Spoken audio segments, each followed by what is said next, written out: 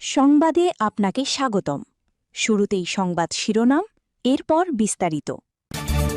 ছাত্রদলের বিক্ষোভ, ইউএনওকে লাঞ্ছিত ও অফিস ভাঙচুর। চুয়াডাঙ্গায় বিএনপি কার্যালয়ে তালা দিল ছাত্রদল। শহর গ্রামে ভয়াবহ লোডশেডিং, তীব্র গরমে জনজীবনে নাভিশ্বাস। গাজীপুরে গ্যাসের তীব্র সংকট, বন্ধের পথে শিল্প কারখানা। আপনি যদি তারেক রহমানের পদত্যাগ চান এবং সারা বাংলাদেশে আগের মতো বিদ্যুৎ চান, তাহলে ভিডিওতে লাইক করে চ্যানেলটি অবশ্যই সাবস্ক্রাইব করে দিবেন। ছাত্রদলের বিক্ষোভ, ইউএনওকে লাঞ্ছিত ও অফিস ভাঙচুর। হবিগঞ্জের বানিয়াচংয়ে ফ্যামিলি কার্ড, তথ্য সংগ্রহকারী এবং সুপারভাইজার নিয়োগের ফলাফলকে কেন্দ্র করে উপজেলা ছাত্রদলের আহ্বায়ক মোবাশ্বির আহমেদ মজনু ও যুগ্ম আহ্বায়ক শেখ রাসেল মিয়ার নেতৃত্বে বিক্ষোভ মিছিল নিয়ে অফিস ভাঙচুর ও ইউএনও মাহমুদা বেগম সাথীকে লাঞ্ছিত করার অভিযোগ উঠেছে। এ সময় পুলিশ সদস্যদের সামনেই ফলাফল স্থগিত না করলে ইউএনওকে কোপানোর হুমকি দেন হবিগঞ্জ জেলা ছাত্রদলের যুগ্ম আহ্বায়ক রেদওয়ান তালুকদার। অবস্থা বেগতিক দেখে তাৎক্ষণিক মৌখিকভাবে নিয়োগ স্থগিতের ঘোষণা দেন ইউএনও। বৃহস্পতিবার ১৩ আগস্ট দুপুরে পূর্বে ঘোষণা দিয়ে স্থানীয় শহীদ মিনারে জড়ো হয়ে মিছিল নিয়ে ইউএনও অফিস ঘেরাও করেন প্রায় অর্ধ শতাধিক ছাত্রদলের নেতাকর্মী। এ সময় অফিস ভাঙচুরের পাশাপাশি ইউএনওকে অকথ্য ভাষায় গালাগালি করেন তারা। এর আগে মোবাশ্বির আহমেদ মজনুর বরাত দিয়ে সকাল 10:30টায় শহীদ মিনারে জড়ো হওয়ার জন্য ফেসবুকে পোস্ট দিয়ে ছাত্রদল নেতাকর্মীদের আহ্বান জানান ছাত্রদল নেতা নাইম ও মতিন। আন্দোলনকারীদের মধ্যে উপস্থিত ছিলেন ৪ নং ইউনিয়ন বিএনপির সাধারণ সম্পাদক শাহজাহান মিয়া, জনাব আলী কলেজ ছাত্রদলের আহ্বায়ক ইমদাদুল ইসলাম বাবু, উপজেলা স্বেচ্ছাসেবক দলের আহ্বায়ক ইয়াজউদ্দিন রাসেল প্রমুখ। জানা গেছে, কয়েকদিন আগে ফ্যামিলির শুমারিতে নিয়োগ প্রত্যাশীদের মৌখিক ও ব্যবহারিক পরীক্ষার পর বুধবার ১২ আগস্ট রাত ৮টার দিকে উপজেলা সমাজসেবা অফিসার সাইফুল ইসলাম প্রধান তার ফেসবুকে ফলাফল প্রকাশ করেন। এরপর থেকে নিয়োগে অনিয়মের অভিযোগে সামাজিক যোগাযোগ মাধ্যমে তুমুল সমালোচনা করেন ছাত্রদলের নেতারা। চুয়াডাঙ্গায় বিএনপি কার্যালয়ে তালা দিল ছাত্রদল। চুয়াডাঙ্গার দামুড়হুদা উপজেলার কুড়ুলগাছি ইউনিয়নে ফ্যামিলি কার্ড শুমারির ফলাফল ও তালিকা নিয়ে ক্ষোভের সৃষ্টি হয়েছে। তালিকায় বিএনপির ত্যাগী নেতাকর্মীদের মূল্যায়ন না করে আওয়ামী লীগ সহ বিভিন্ন রাজনৈতিক দলের পরিবারের সদস্যদের নাম অন্তর্ভুক্ত করার অভিযোগ উঠেছে। এই নিয়োগ বাতিলের দাবিতে কুড়ুলগাছি ইউনিয়ন বিএনপির কার্যালয়ে তালা ঝুলিয়ে দিয়েছে ছাত্রদল ও যুবদলের কয়েকজন নেতাকর্মীরা। বুধবার রাত ৮টার দিকে কুড়ুলগাছি ইউনিয়ন বিএনপির দলীয় কার্যালয়ে তালা ঝুলিয়ে ভিডিও বার্তায় মোহাম্মদ আল আমিন হোসেন নামে নিজেকে থানা ছাত্রদলের সদস্য পরিচয় দেওয়া এক ব্যক্তি এসব অভিযোগ করেন। এ সময় ছাত্রদল ও যুবদলের অর্ধ শতাধিক নেতাকর্মী উপস্থিত ছিলেন।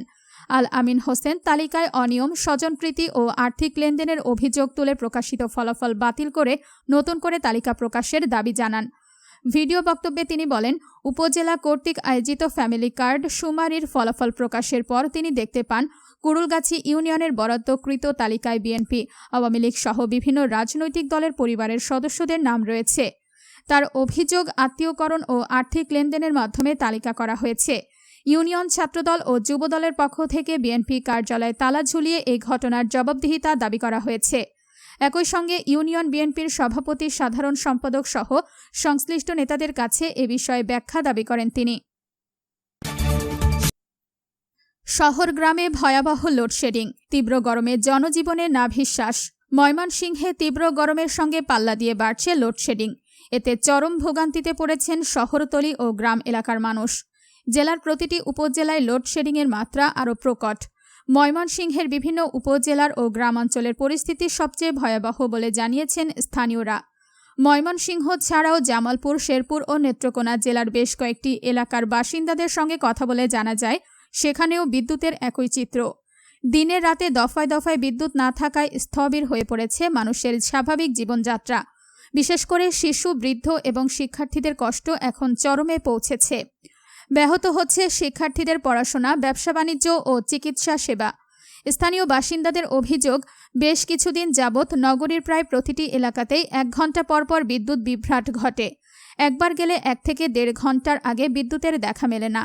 এতে এই অঞ্চলের জনজীবন বিপর্যস্ত হয়ে পড়েছে। বিশেষ করে ব্যবসা প্রতিষ্ঠানগুলোতে দেখা দিয়েছে স্থবিরতা। নগরীর প্রায় সব এলাকায় দিনে ও রাতে 12 থেকে 16 ঘন্টা বিদ্যুৎ সরবরাহ বন্ধ রাখা হয়, আর গ্রামীণ এলাকাগুলোতে 12 থেকে 18 ঘন্টা পর্যন্ত বিদ্যুৎ থাকছে না। গাজীপুরে তীব্র গ্যাসের সংকট, বন্ধের পথে শিল্প কারখানা। তীব্র গ্যাস সংকটের কারণে গাজীপুর সদর, গাছা, বাসন, কাশিমপুর, কোনাবাড়ি, শফিপুর, কালিয়াকৈর, শ্রীপুর ও টঙ্গী শিল্পাঞ্চলের আবাসিক সহ শিল্প কারখানায় উৎপাদনে চরম বিঘ্ন ঘটছে, যার ফলে অনেক কারখানায় উৎপাদন মারাত্মকভাবে ক্ষতিগ্রস্ত হচ্ছে। প্রতিদিন প্রায় 550 মিলিয়ন ঘনফুট চাহিদার বিপরীতে সরবরাহ নেমে এসেছে মাত্র 300 মিলিয়ন ঘনফুটে। এই ঘাটতির ফলে দেশের অন্যতম বৃহৎ শিল্পাঞ্চল গাজীপুরে দীর্ঘদিনের গ্যাস সংকট এখন ভয়াবহ আকার ধারণ করেছে। শিল্প সংশ্লিষ্টরা বলছেন, দ্রুত গ্যাস সংকটের সমাধান না হলে দেশের রপ্তানি খাত বড় ধরনের ঝুঁকির মুখে পড়তে পারে। গাজীপুর দেশের অন্যতম প্রধান শিল্পাঞ্চল। এখানে কয়েক হাজার তৈরি পোশাক, textile, spinning, dyeing, washing, ceramic, plastic, ঔষধ ও অন্যান্য উৎপাদনমুখী শিল্প কারখানা গড়ে উঠেছে। এসব কারখানায় প্রতিদিন লাখো শ্রমিক কাজ করেন এবং দেশের মোট রপ্তানি আয়ের বড় একটি অংশ এই অঞ্চল থেকেই আসে। ফলে গ্যাস সংকট শুধু গাজীপুরের শিল্পেই নয়, জাতীয় অর্থনীতিতেও সরাসরি প্রভাব ফেলছে। গাজীপুরের কোনাবাড়ি এলাকায় অবস্থিত একটি শিল্প প্রতিষ্ঠানের চিফ ইঞ্জিনিয়ার জানান, এখানে বেশ কিছুদিন যাবৎ গ্যাসের সংকট চলছে, তবে সম্প্রতি এর আকার তীব্র হয়েছে। গ্যাসের মিটার এখন জিরোতে রয়েছে। উৎপাদন সচল রাখতে বিকল্প হিসেবে সিএনজি গ্যাসও পাওয়া যাচ্ছে না।